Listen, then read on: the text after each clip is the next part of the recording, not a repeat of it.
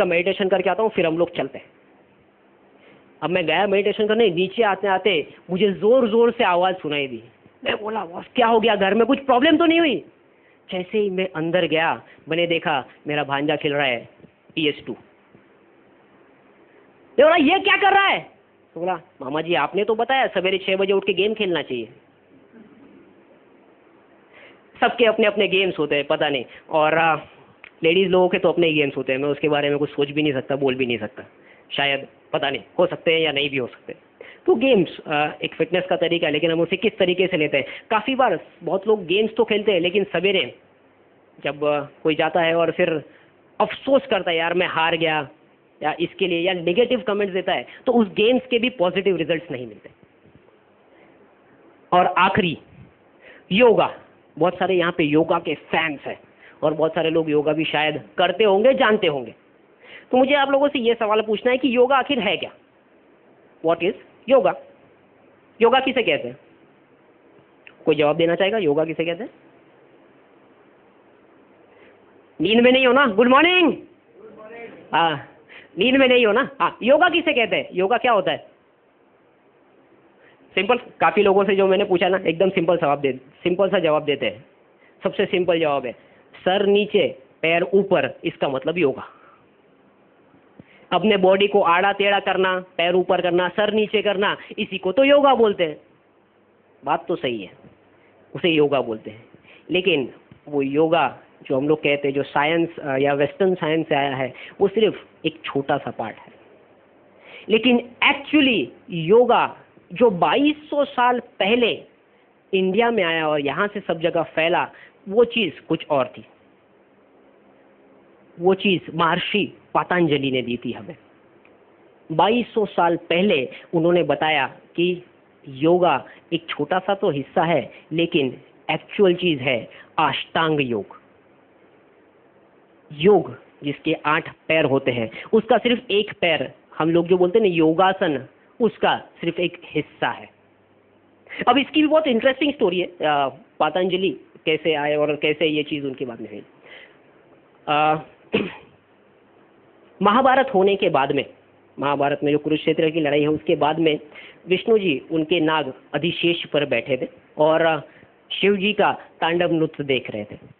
और तब तांडव नृत्य देखते देखते विष्णु जी में वो जो वाइब्रेशंस थे शिव जी के, इतने वाइब्रेशंस हो गए और उनकी बॉडी बहुत हैवी हो गई और अधिशेष नाग उनका वजन उठा नहीं पा रहा था। और फिर सब प्रोग्राम होने के बाद उसने पूछा, स्वामी जी एक बात पूछनी है आपसे, मुझे आज आपका मैं वजन नहीं उठा पा रहा था, क्यों नहीं उठा पा रहा था? तब ये ज्ञान उन्होंने अधिशेष नाग को दिया और वो बाद में इस धरती पर आए। उनका नाम पतंजलि भी इसीलिए था क्योंकि वो हाथ पर गिरे थे। पथ यानी गिरना और अंजलि यानी अपना हाथ, उसके अंदर वो गिरे थे, आसमान से आए थे और फिर उन्होंने ये चीज़ हर जगह फैलाई। अब अष्टांग योग आखिर है क्या? अष्टांग योग सिंपल, उसके 8 पैर है। योगा जिसे हम कहते हैं वो अष्टांग योग है एक्चुअली। उसके ये 8 हिस्से हैं, यम, नियम, आसन, प्राणायाम, प्रत्याहार, धारणा, ध्यान और समाधि। हर एक का इंपॉर्टेंस है। अगर आपकी गाड़ी 4 पहियों पर चलती है और आप उसे 2 पहियों पे चला सकते हैं, नो डाउट वो चलेगी, लेकिन 2 पहियों पे इतना प्रेशर आएगा तो फिर क्या आपको वो इकोनॉमी मिलेगा? और वो 2 पैर का कितना डेप्रिसिएशन होगा पता नहीं, आपकी गाड़ी बाद में चलने लायक भी नहीं रहेगी। और इसीलिए हम शायद वो आसन पे इतना जोर दे देते हैं और ज़्यादा से ज़्यादा हम लोग शायद प्राणायाम तक पहुँचते हैं, उससे आगे तो पहुँचते ही नहीं है। और जब हम इतना करते हैं तब प्रॉब्लम्स शुरू हो जाती है। बाकी के इसको तो हाथ ही नहीं लगाया ना, और इसीलिए प्रॉब्लम्स शुरू हो जाती है। सबसे पहले हम देखेंगे यम में क्या क्या आता है। यम यह है मॉरल कोड्स ऑफ कंडक्ट, जो आपको निभाने हैं, किस तरीके से उसे निभाने हैं वो देखते हैं। यम एक्चुअली इसीलिए भी है क्योंकि एक सेकेंड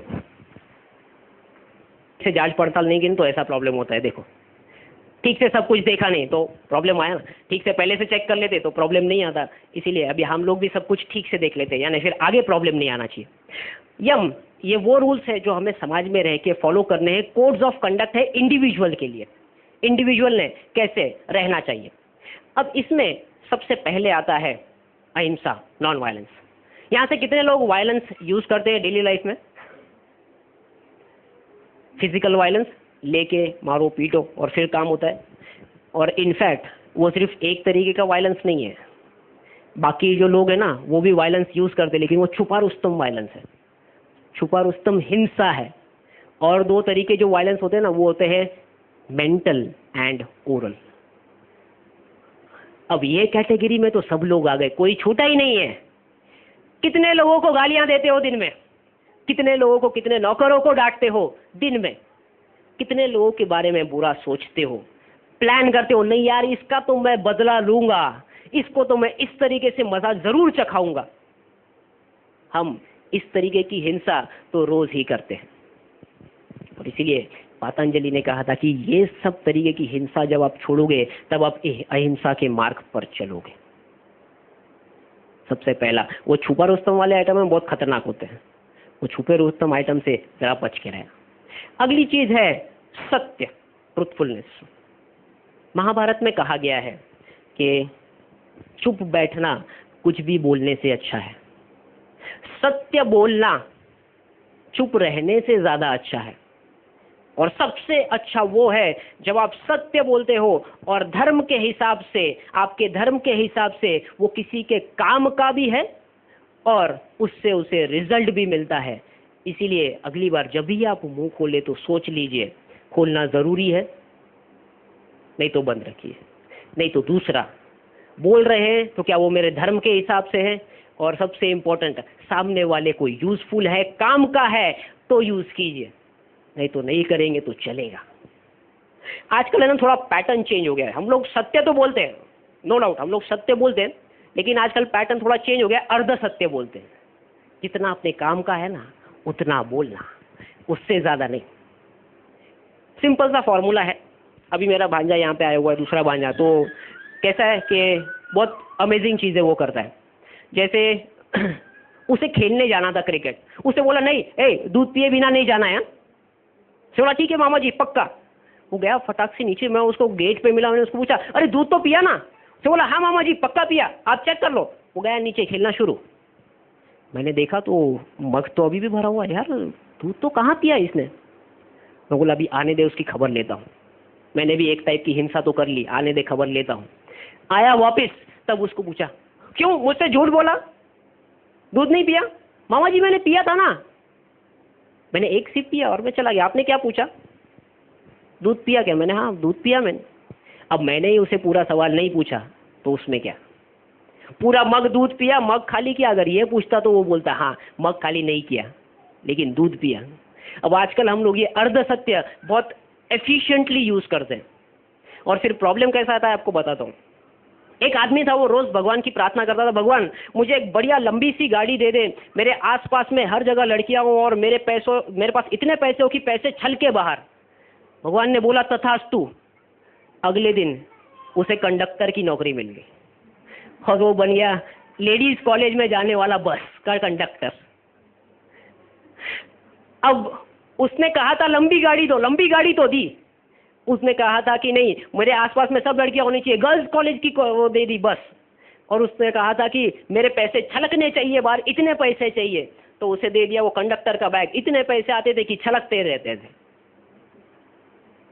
सत्य को पूरे तरीके से इस्तेमाल करना भी जरूरी है। सामने वाले को समझ में आए वैसा पूरा सत्य बोलिए। अर्ध सत्य कभी कभी खतरनाक हो सकता है, जैसा इस भाई साहब को हुआ था। तो थोड़ा सोचिए इसके बारे में। अस्तेयस,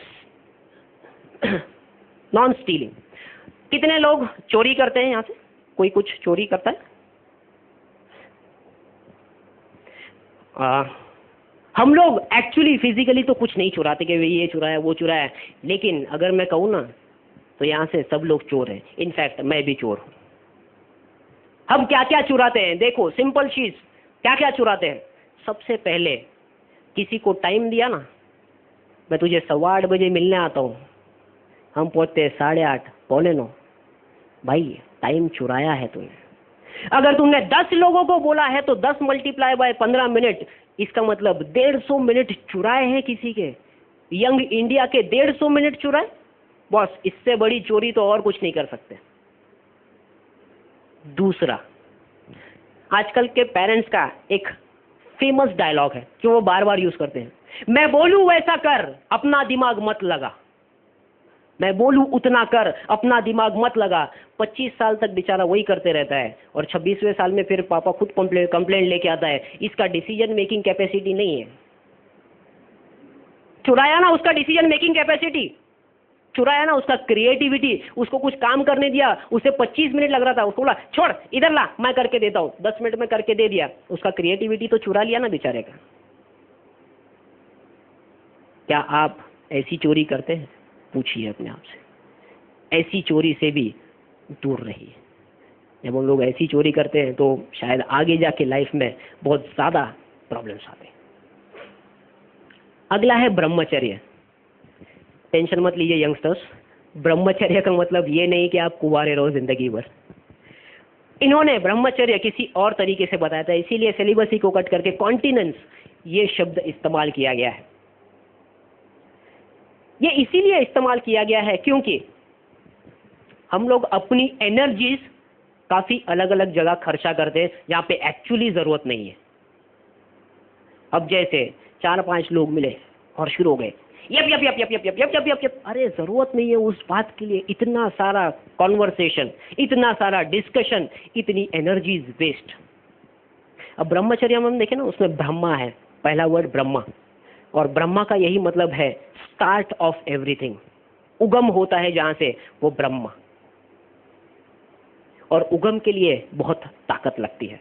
जब आपकी एनर्जीज आप यहाँ वहाँ थोड़ी थोड़ी यहाँ वहाँ खर्चा करते हो तो आपके पास वो इतनी एनर्जी नहीं बचती है, तो नया उगम होगा कहाँ से?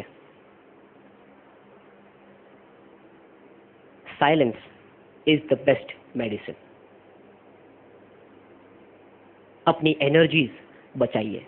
जितने भी बिना काम के मूवमेंट्स है उससे दूर रहने की कोशिश कीजिए, और तब आप में वो शक्ति, वो ताकत आएगी जो एक्चुअली आपको चाहिए कुछ करने के लिए। इसीलिए ब्रह्मचर्य ये उन्होंने बताया। और इसका सबसे आखिरी, अपरिग्रह, नॉन ग्रेडीनेस। अब होता क्या है ना, अपना दोस्त कोई पार्टी दे रहा है, अरे चल यार दोस्त पार्टी दे रहा है, बढ़िया, चलो जाके बैठते होटल में। नॉर्मली हम घर पे खाते हैं 2 रोटी, और ये दोस्त कब वापिस पार्टी देगा, चल आज तो आने दे, क्योंकि इनकमिंग तो फ्री है ना भाई।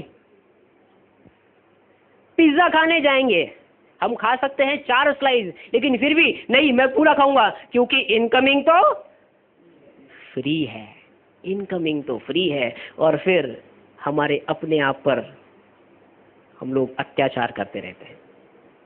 हर चीज में लिमिट तक अच्छा होता है। मराठी में एक बहुत अच्छी कहावत है जो हमेशा इस्तेमाल होती है, अतिथि थे माती। कुछ भी चीज जरूरत से ज्यादा हो जाए तो प्रॉब्लम। जिम, एक्सरसाइज दिन में 1 घंटा 1.5 घंटा बस, ज्यादा की जरूरत नहीं है फिटनेस के लिए। लेकिन बॉडी बिल्डिंग के लिए आपको 7 घंटा करना पड़ेगा। आपको बॉडी बिल्डिंग करना है क्या? किसी चीज के पीछे हम ऐसे पड़ जाते हैं कि जैसे बस ये दुनिया में खत्म होने वाली है, अभी उससे पालो, स्पेशली खाने पीने के पीछे। तो ये उन्होंने एक चीज दी थी, अपरिग्रह। यम के ये 5 रूल्स याद रखिए। सबसे पहले अहिंसा, हिंसा, 3 तरीकों से, मेंटल, फिजिकल, ओरल, उस तरीकों से। सत्य, अर्ध सत्य को जो हो सके उतना दूर रखिए। अर्ध सत्य इज डेंजरस, अस्तेय। किसी भी तरीके की कोई भी चोरी मत कीजिए। चोरी करते हो आगे प्रॉब्लम आपको आने वाला है। ब्रह्मचर्य, यहाँ वहाँ अपनी एनर्जीज वेस्ट मत कीजिए। और सबसे आखिरी अपरिग्रह, नॉन ग्रीडीनेस। कुछ भी चीज़ के पीछे ऐसे मत पड़ जाइए कि बस वो खत्म होने वाली है, उसे मैं